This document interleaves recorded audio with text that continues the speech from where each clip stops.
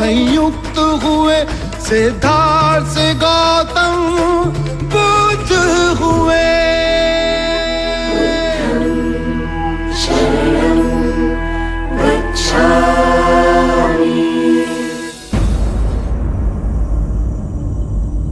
आनंद, दुखी मत हो। मैं दुनिया में आने वाला ना तो पहला बुद्ध हूं, ना ही अंतिम। आने वाले समय में एक और बुद्ध आएगा। वो पवित्र होगा, बुद्धिमान होगा, जो इंसानियत की मिसाल बनेगा। मैंने जो अनंत सत्य की बातें बताई हैं, वो भी बताएगा। वो ऐसे धर्म का प्रचार करेगा जिसका आरंभ भी प्रकाश होगा और अंत भी। वो ऐसा धार्मिक जीवन व्यतीत करेगा जो पूर्ण पवित्र होगा। मेरे शिष्य तो सैकड़ों में हैं, पर उसके शिष्य असंख्य होंगे।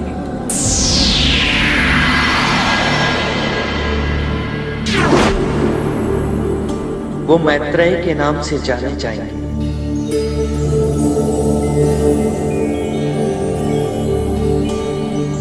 बुद्ध के दिखाए इस मार्ग से आज हम कहीं भटक चुके हैं।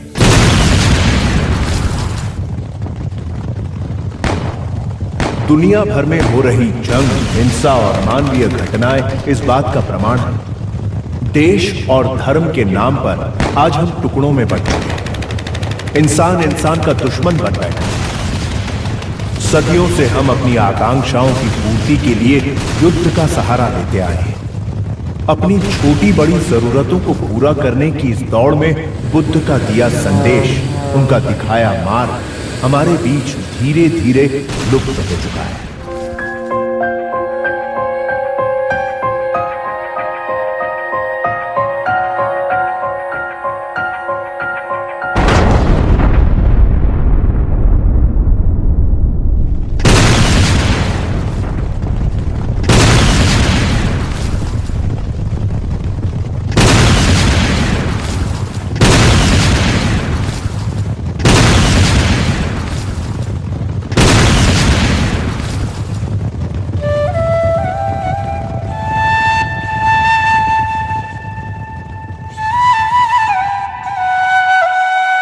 डॉक्टर श्री भूपेंद्र कुमार मोदी ने अपने जीवन का लंबा समय बुद्ध के दिए संदेशों का प्रचार करने में लगाया। ये कोशिश की है कि हम अपनी ईर्ष्या, द्वेष और नफरत की भावना से बाहर आकर एक सुखी जीवन जी सकें।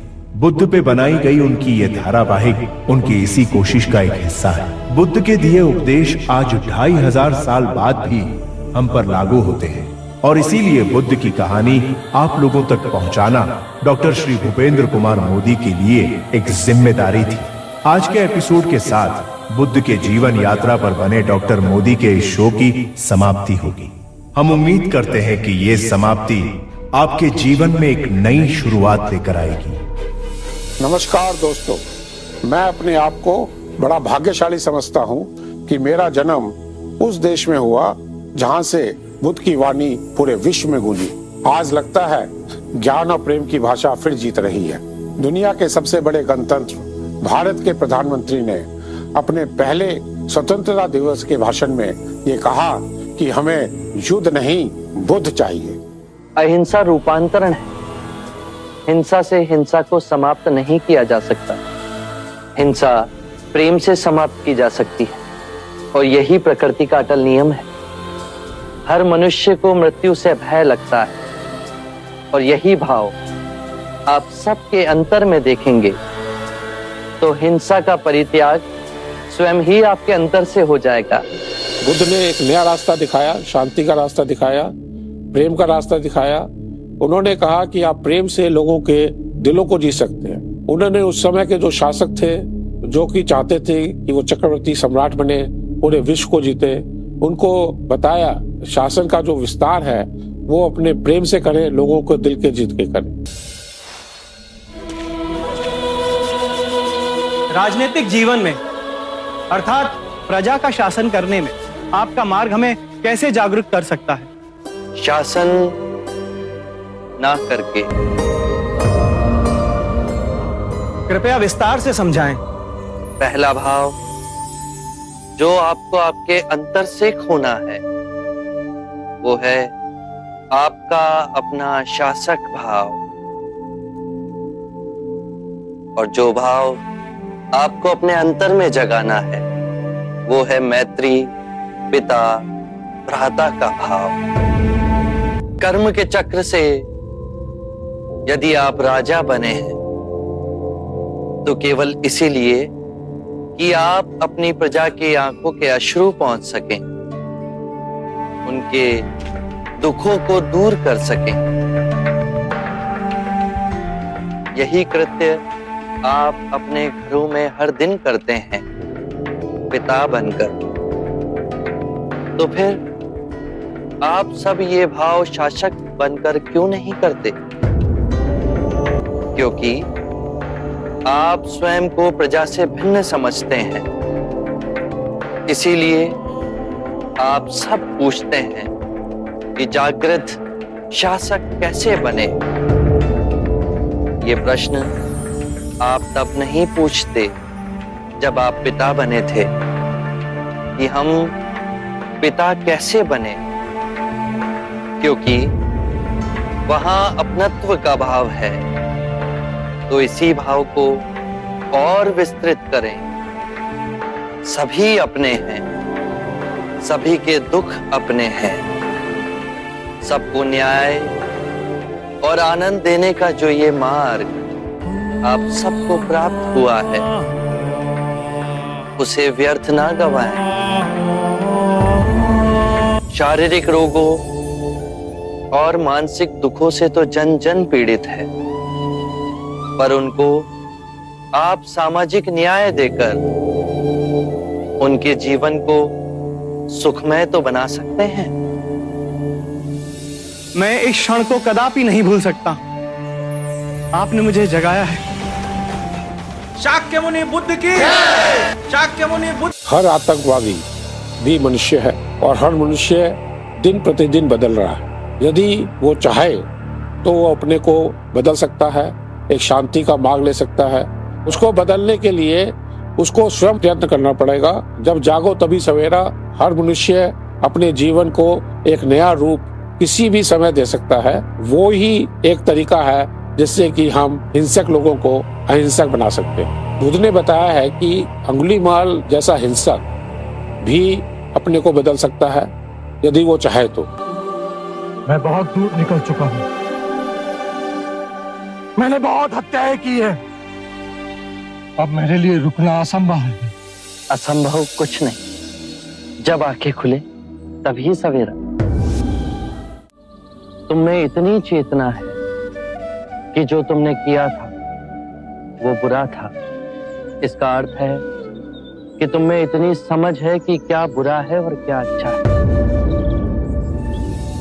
अंगुलीमाल, जिस दिन से तुमने अच्छा कार्य शुरू किया उस दिन से तुम्हारा नया जीवन शुरू हो जाएगा। बस पहला पग तुम्हें ही उठाना है। ये हो सकता है? अवश्य हो सकता है। तुम में असामान्य बुद्धि है अंगुलीमाल। तुम आत्मज्ञान के पथ पे बहुत आगे जाओगे।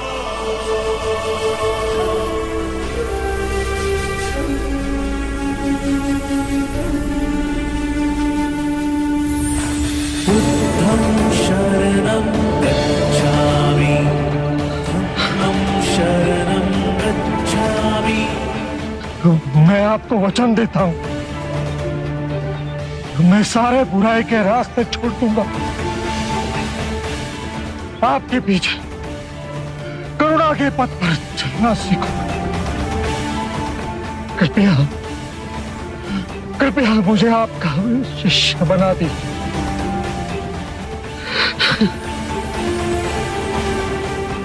मैं शिष्य नहीं बनाता, व्यक्ति स्वयं संग से जुड़ता है।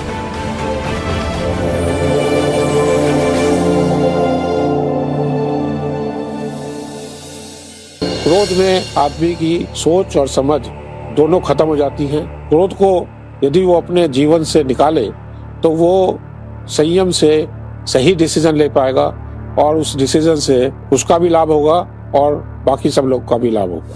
अच्छा, तो तुम ये कहना चाहते हो कि तुमने शांति को पा लिया और मैं क्रोध को पाल रहा हूं? हाँ? ये तुम कह रहे हो, तुम्हारा अपना क्रोध ही तुम्हें पीड़ा देगा। मैं केवल विवाद कर रहा हूं। विवाद से ही हम क्रोधित होते हैं, परम सत्य का मार्ग छोड़ देते हैं और अपनी आत्म सुरक्षा के लिए प्रयास करते हैं। मैं क्रोध नहीं कर रहा। ये तो अत्यंत शुभ बात है। क्रोध करना अपनी हथेली पर गर्म कोयले को रखने के समान है, जो हम किसी दूसरे पर फेंकना चाहते हैं, पर इस क्रिया में हम स्वयं को ही हानि पहुंचाते हैं। क्रोध मनुष्य की सबसे बड़ी कमजोरी है। बुद्ध ने बताया कि क्रोध ऐसे है जैसे कि जलता कोयला अपने हाथ में रख के आप किसी पे फेंकना चाहें, वो सबसे पहले आपका खुद का हाथ जलाता है।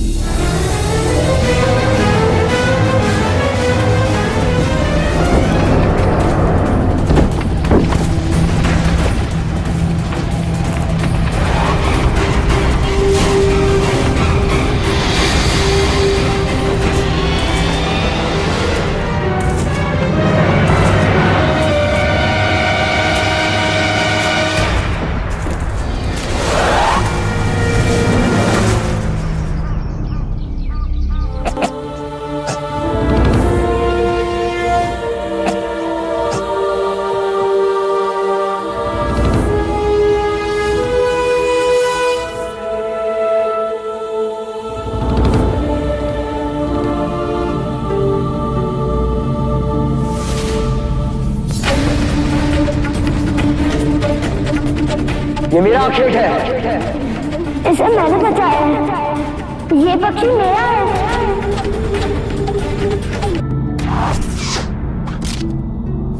अब ज्येष्ठा को सर्वश्रेष्ठ घोषित कर दें। मैं पक्षियों को नहीं मार सकता।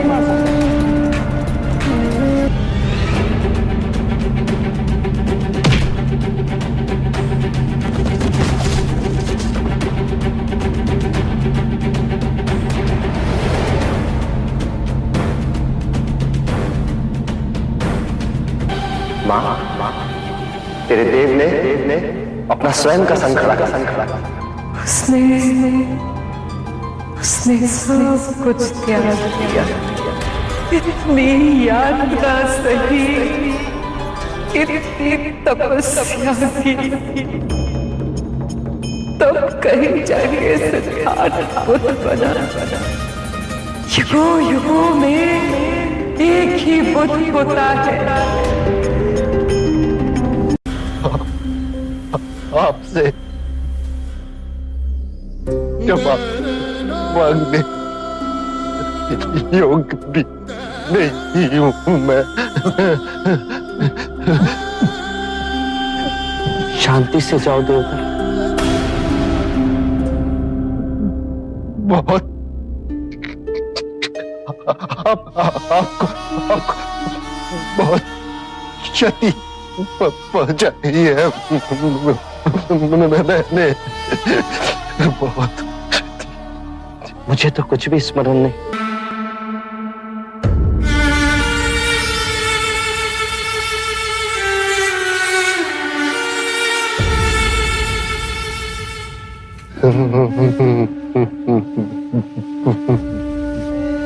बुद्धं शरणं गच्छामि। बुद्ध ने कहा है कि अज्ञान ही दुख का कारण है। जन्म से मरण तक दुख ही दुख है। इंसान अपने सुख के कारण दूसरों से जुड़ना चाहता है, उनसे सुख की प्राप्ति की लालसा करता है। इस चक्कर में वो अपने से दूर हो जाता है। बुद्ध हमें अपने से जुड़ने को कहते हैं। जब हमने अपने से अपने को जोड़ लिया, अपने मन पे विजय पा ली, तो हमने संसार जीत लिया। और जब हमें ये ज्ञान हो जाता है कि हम थोड़े समय के लिए ही इस संसार में आए हैं, तो हम धन की तरफ भागने की जगह अपने आसपास एक सुख और ज्ञान का वातावरण तैयार करते हैं, जिससे कि आपके मन से भय और दुख निकल जाता है और मन शांत रहता है। ज्ञान आपको निर्वाण की तरफ ले जाता है। अज्ञान ही दुख, भ्रम, चिंता को जन्म देता है।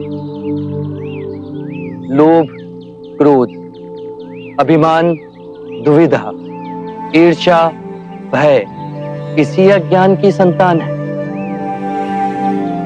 माया का खेल विपरीत का है, दो रूपों का है। मध्य में ही रहो, धूमकेतु तारे की तरह। ना शरीर को सुखाओ, ना उसकी वासना को चारा खिलाओ। मध्य में ही केंद्रित रहो। जब हम माया के द्वैत रूप को पहचान लेते हैं, तब सब दुख, चिंता समाप्त हो जाती है। तब हमारे अंदर प्रेम और स्वीकृति का भाव जागृत होता है, जो मूल में एक ही भाव है।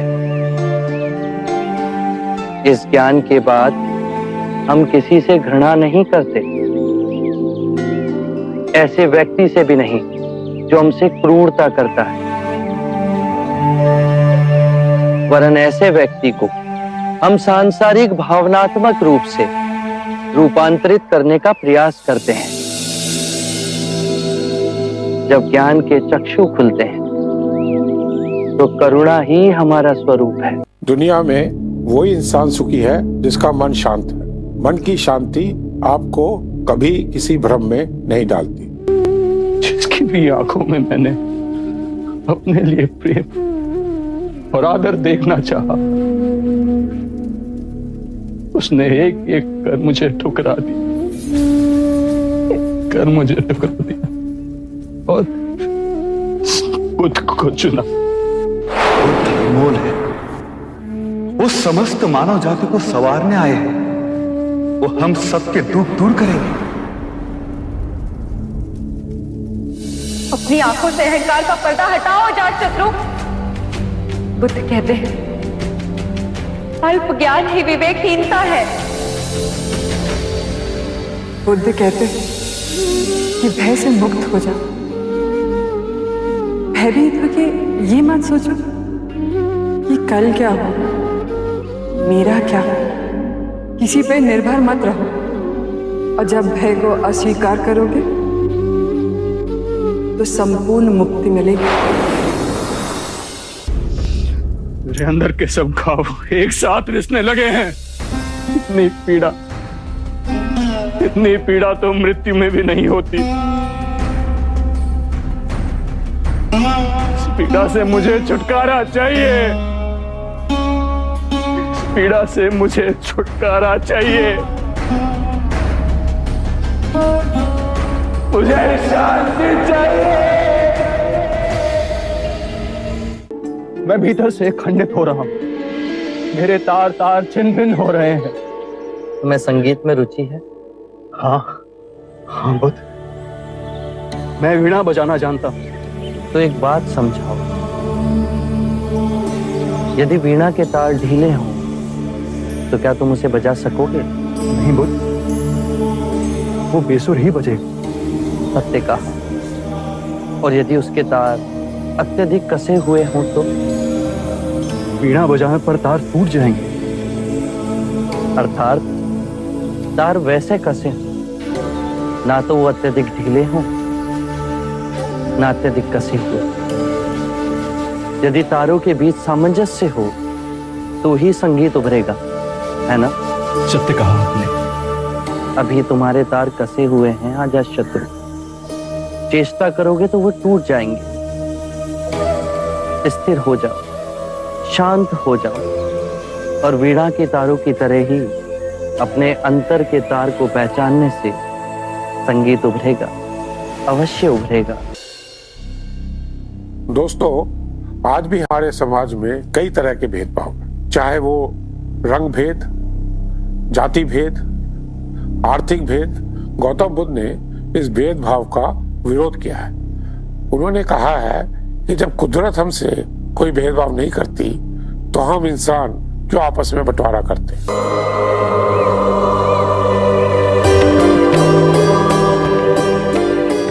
आप मुझे ना छोड़ो, हाँ? नहीं तो मेरी छाया भी पड़ी, आप दूषित हो जाएंगे। क्यों दूषित हो जाऊंगा मैं?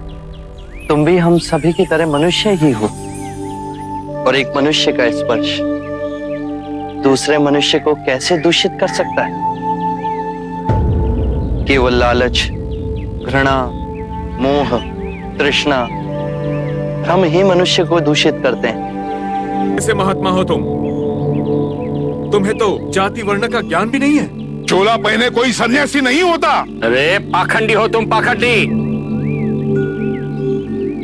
जो मानव से उसकी मानवता को छीनता है, पाखंडी वो होता है। यदि मुझे पाखंडी कहे आप सभी को संतोष मिलता है तो ये उचित है, परंतु इस मनुष्य में भी हमारी तरह प्राण बसे।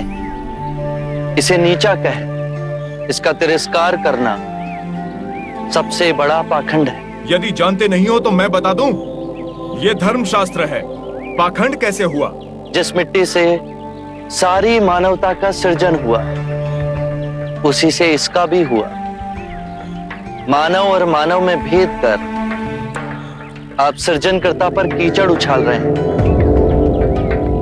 यदि हम आकाश में कीचड़ उछालेंगे तो आकाश तो ऊंचा ही रहेगा, परंतु कीचड़ वापस हमारे ऊपर ही गिरेगा। आकाश ने तो भेद नहीं किया, वो हम सभी को एक पिता समान ढके हुए है। ये धरती धान उपजती है, इसने हमारे साथ भेदभाव नहीं किया। ये हवा हम सभी के लिए समान बहती है। पानी हर प्यासे की तृष्णा को बुझाता है। जब प्रकृति भेदभाव नहीं करती तो हम मनुष्य में भेदभाव क्यों करते हैं? यदि ऐसा है तो इसे संघ में भिक्षु क्यों नहीं बनाते? बहुत अच्छा सुझाव दिया आपने। सुनीत, क्या तुम भिक्षु बनना चाहोगे? मैं बुद्ध स्वागत करता हूं सुनीत का हमारे भिक्षु संघ में।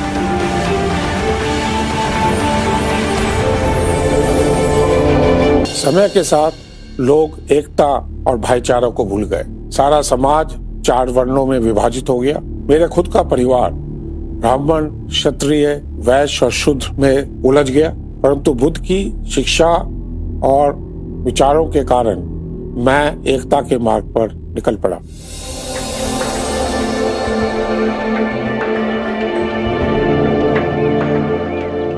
हर मनुष्य के अश्रुओं में नमक होता है, उसके लहू का रंग लाल होता है।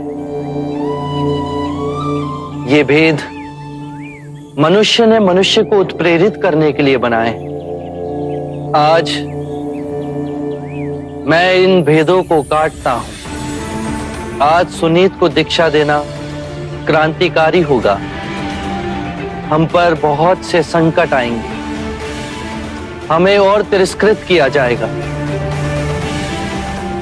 पर सत्य आने वाली आंधी के सामने अडिग रहेगा।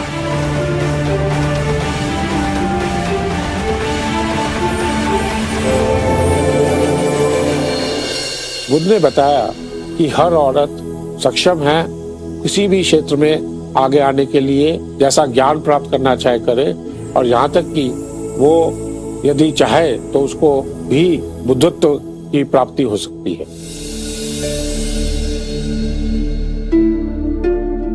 प्रणाम महादेवी। आप यहाँ इस दशा में? उत्तरानंद, भिक्षुक बनने का अधिकार केवल पुरुष का तो नहीं, और मुझे इतना तो ज्ञात है कि मुक्ति के मार्ग पर बुद्ध किसी के साथ भेदभाव नहीं करेंगे। शांति पाने का अधिकार सबको है। बुद्ध ने स्वयं कहा है, धनी, निर्धन, छूत अछूत सब संग में आ सकते हैं। आशा है स्त्रियों के साथ भेद ना होगा। आप सभी भोजन और स्नान करके आइए। आज ही आपको दीक्षा दी जाएगी। जब हमारा कोई प्रियजन, माता पिता, भाई बहन या कोई मित्र की मृत्यु होती है तो हम दुख का अनुभव करते हैं। उस समय क्या हम अपने मन को शांत कर सकते हैं? देखिए बुद्ध ने इसके बारे में क्या कहा।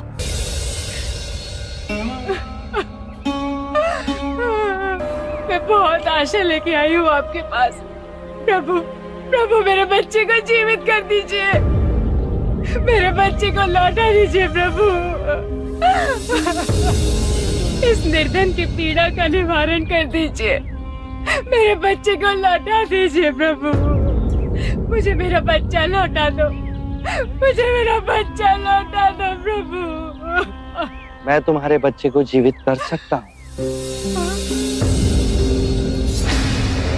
पर उसके लिए तुम्हें एक काम करना होगा। किसी भी एक घर से एक मुट्ठी सरसों के दाने लाने होंगे। हाँ प्रभु, मैं तुरंत लेके आऊंगी। पर एक बात ध्यान रहे, ये सरसों के दाने केवल उसी घर से लाना जिस घर में कभी किसी की मृत्यु नहीं हुई हो। हाँ प्रभु।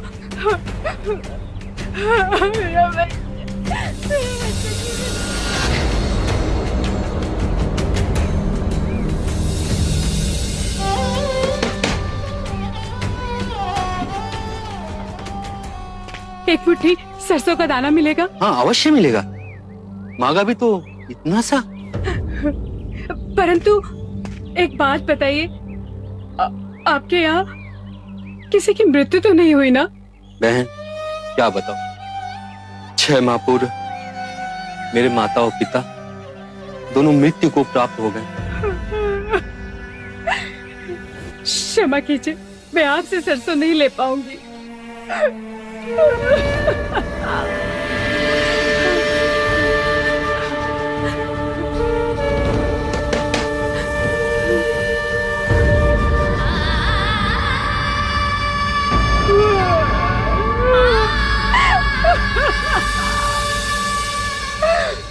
मेरी पत्नी का देहांत हो गया। मेरा युवा पुत्र मर गया। मेरा पुत्र, मेरी बहू दोनों मर गए। मेरी बीवी, मेरा बच्चा सब बाढ़ में बह गए।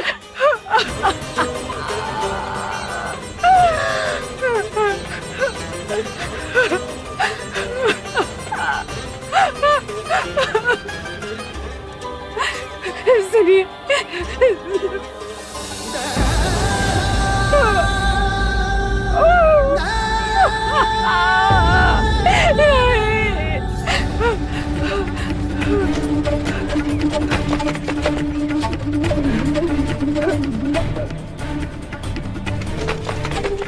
खोलिए, कोई है?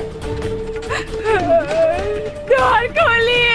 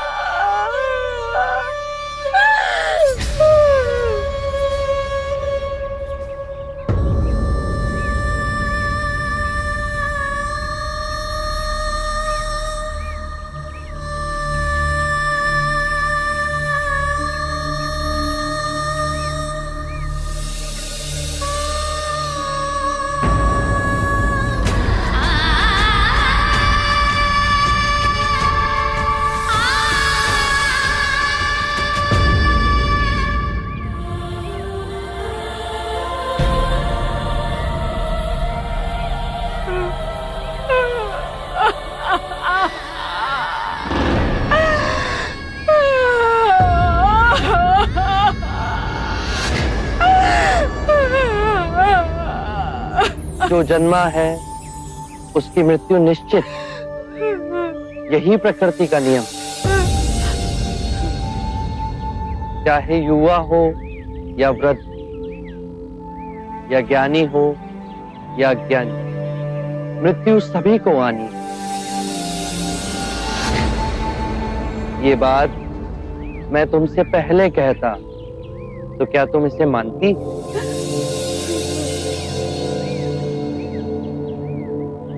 चंद्रमा हर रात्रि आकाश में यही परम सत्य दर्शाता है। पहले वो खिलता है, फिर उगता है और पूर्णिमा को पूर्ण गोलाकार आकार लेता है, और अमावस्या को वो लुप्त हो जाता है। परंतु वो लुप्त नहीं हुआ, वो केवल अप्रगट हुआ। तुम्हारा पुत्र अभी जीवित है, परंतु तुम्हारे अंतर में। हाँ, उसकी अटखेलियां, उसका बालपन। तुम शांत हुई तो समझ सकते। परम सत्य ये है कि जब तक सृष्टि रहेगी, दुख मनुष्य के साथ छाया की तरह चलेगा।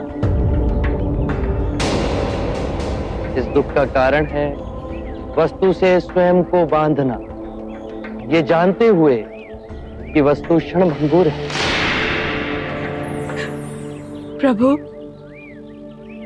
प्रभु इससे मुक्ति कैसे पाए? मुक्ति के लिए विवेक जगाना आवश्यक है। जो आए, चाहे दुख की सूचना या आनंद की परछाई, स्वयं को इन दोनों के बीच स्थिर करो। इस मार्ग पर चल दुख के बंधन टूटेंगे और परम सत्य की उपलब्धि होगी। और जब तुम्हारे अंतर में ये चेतना जागेगी तो तुम पाओगे कि जन्म मरण, मिलन वियोग दो नहीं, एक ही है।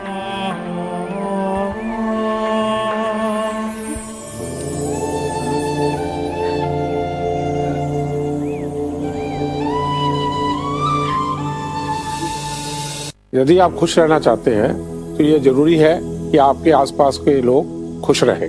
एक सुखी वातावरण में कोई भी आदमी अकेला या दुखी नहीं रह सकता। इस सुखी वातावरण के लिए जरूरी है रिश्ते, वो रिश्ते जो आप लोगों से अपने उद्देश्य की पूर्ति के लिए बनाते हैं। रिश्तों की महत्ता को समझते हुए ये जरूरी है कि आप सबको सम्मान और प्रेम दें। हर रिश्ता विश्वास पर टिका हुआ, जैसे कि आदर्श पति पत्नी का रिश्ता, जो एक दूसरे के उद्देश्य की प्राप्ति के लिए एक दूसरे की सहायता करते हैं।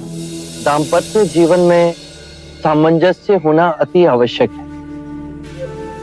यदि पति और पत्नी के बीच में मधुर संबंध होंगे तो परिवार का सौभाग्य बढ़ेगा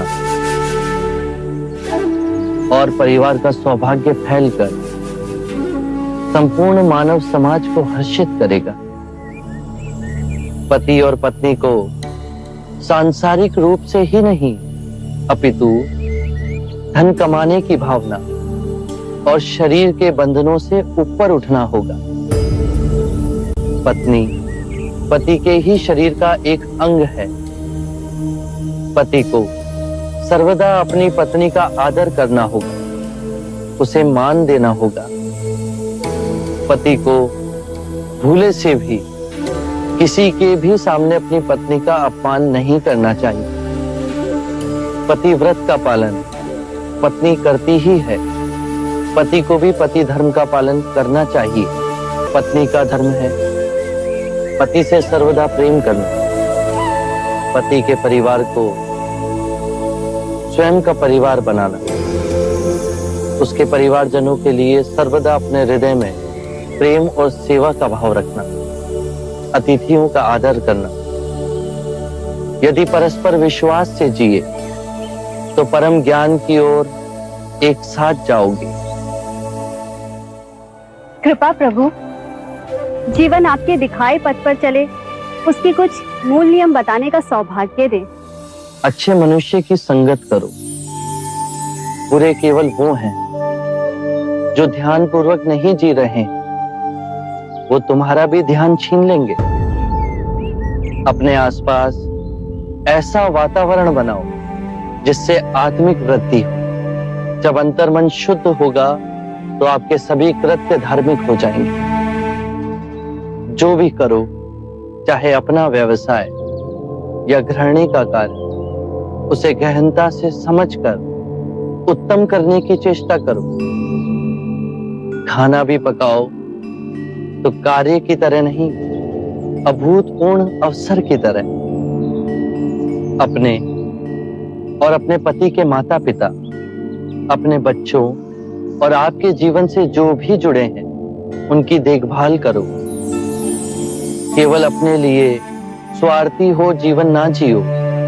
अपना धन, वैभव, सुख, संपदा सब में बांटो। जुआ और नशे से दूर रहो। स्मरण रहे, हर सवेरे जब आंख खुलती है तो हमारा नया जन्म होता है, और इस दिन क्या करना है वो अत्यंत महत्वपूर्ण है। मनुष्य कृतज्ञ भाव से जीना भूल गया है। सांसारिक को यह स्मरण रहे कि उसे क्या क्या संपदा मिली है। वृक्ष मिले, पुष्प मिले, वायु मिली, जल मिला है, आकाश मिला है। ये संपदा हमने तो नहीं कमाई।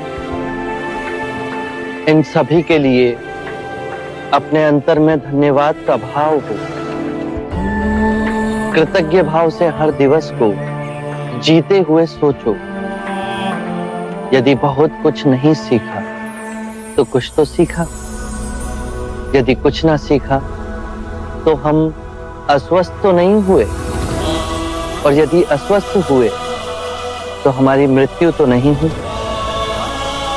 यदि कृतज्ञ भाव से भरकर जिएंगे तो इस सुंदर जीवन के प्रति पुष्प के समान खिल जाओगे। मृत्यु क्या है? क्यों हमें मृत्यु से भय लगता है? जन्म, बचपन, जवानी, बुढ़ापा और फिर मृत्यु, ये तो जीवन का क्रम है। तो क्या हम मृत्यु के समय सुख का अनुभव कर सकते हैं? बुद्ध के पिता की मृत्यु के समय उन्होंने क्या अनुभव किया और क्या समाज को संदेश दिया? आइए देखें। तुम्हें देखने की इच्छा में मैंने सांसें संभाल के रखी थी। पिताश्री, धीरे धीरे सांसें लीजिए। इस समय आपकी सांसें सबसे अधिक महत्वपूर्ण हैं। मैं, राहुल, नंद, आनंद, महानाम, हम सब आपके साथ सांसें लेंगे। जीवन की क्षण भंगुरता में मैंने अनुभव किया है, जीवन की तृष्णाओं में स्वयं को उलझा दिया तो आनंद कभी प्राप्त नहीं होता। सादा जीवन यदि व्यतीत करो तो आनंद प्राप्त होता है। सिद्धार्थ, तुम्हारे कपिल वस्तु से जाने के बाद महाराज ने सादा जीवन ही व्यतीत किया। तुम्हारे दिखाए हुए मार्ग पर ही चले। पिताश्री, आप मुझे देखिए, राहुल को देखिए, नंद को देखिए, बाहर लहलहाते पेड़ों को देखिए, उन पे हरे पत्तों को देखिए।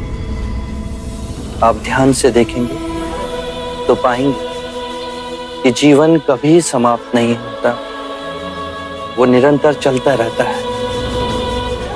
वैसे ही आप मुझ में जीवित रहेंगे, राहुल में जीवित रहेंगे, नंद में जीवित रहेंगे। यहाँ जितने भी आपके प्रियजन हैं, उन सभी में आपकी जीवन ऊर्जा विद्यमान। देखिए, राहुल आपके शरीर का ही अंश है।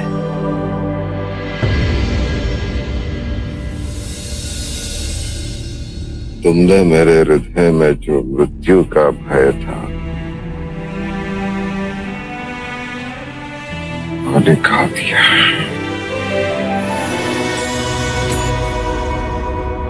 महाराज, महाराज,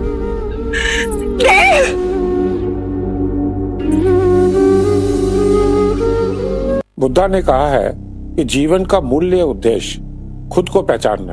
ये जीवन जो कई विषमताओं, कई पीड़ाओं और रहस्यों से जुड़ा हुआ है, हमें इन सब से हटकर अपने उद्देश्य को तय करना है। और ये जो उद्देश्य है उसकी प्राप्ति ज्ञान और सिर्फ ज्ञान के द्वारा ही हो सकती। सत्य तो यह है कि मनुष्य वर्तमान में जो भी है अपने किए से है, आगे जो भी होगा अपनी करनी से होगा। कर्म ही सर्वश्रेष्ठ है। क्या आप ये मानते हैं कि दुख सत्य है? क्या आप ये भी मानते हैं कि दुख के कारण भी है? हाँ। यदि कारण है तो दुख तो रहेगा, और यदि कारण ही समाप्त हो जाए तो दुख भी लुप्त हो जाएगा, जैसे सूर्य के प्रकाश से अंधेरा। आप सुनी सुनाई बातें नहीं कहते, अपने गहन अनुभव के आधार पर कहते हैं। आप धर्म और सिद्धांत की नहीं, देखी हुई बातें कहते हैं। आपने कहा कि मुक्ति का मार्ग है अपने विवेक को जगाना और गूढ़ ध्यान में लिप्त हो जाना, जिससे मनुष्य स्वयं को और इस संसार को भली भांति समझ सकता है। परंतु एक प्रश्न है, ये जो सारी विधियां हैं, रीतियां हैं, पूजा पाठ हैं, क्या ये सब व्यर्थ है?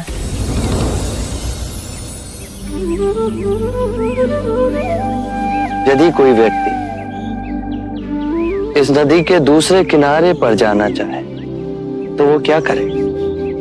यदि जल गहरा नहीं है तो वो चलकर जा सकता है, और यदि जल गहरा है तो वो नाव की सहायता से जा सकता है या स्वयं तैरकर जा सकता है।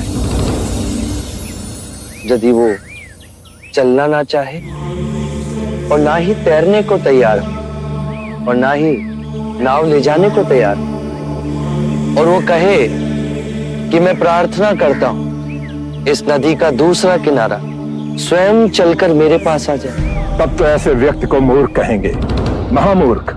इसी प्रकार यदि व्यक्ति अज्ञान और भ्रांति को अपने विवेक से मिटाएगा नहीं तो परम आनंद और मुक्ति के दूसरे छोर पे कैसे पहुंच पाएगा?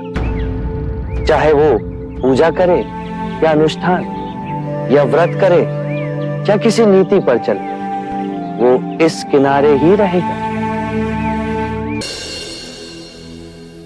दोस्तों, आज का मनुष्य सुख और शांति बाहर ढूंढ रहा है। जब तक अपने विवेक से अपने अंतर का ज्ञान वो नहीं मिटाता, वो सुख और शांति प्राप्त नहीं कर पाएगा। इसलिए यह जरूरी है कि आप अपना मार्ग खुद ढूंढें। अपो दीपो भव, अपना दिया स्वयं बनना, अपने बुद्ध को पहचानना, जागो और धर्म के मार्ग पे चलो, अपने अंतर के संग को साधो, अपनी शरण में जानो, किसी को ना खोजना, जो है सब अस्थिर है, उसके बीच स्थिर रहना, परिश्रम से निरंतर संघर्ष करना, कभी हार ना मानना।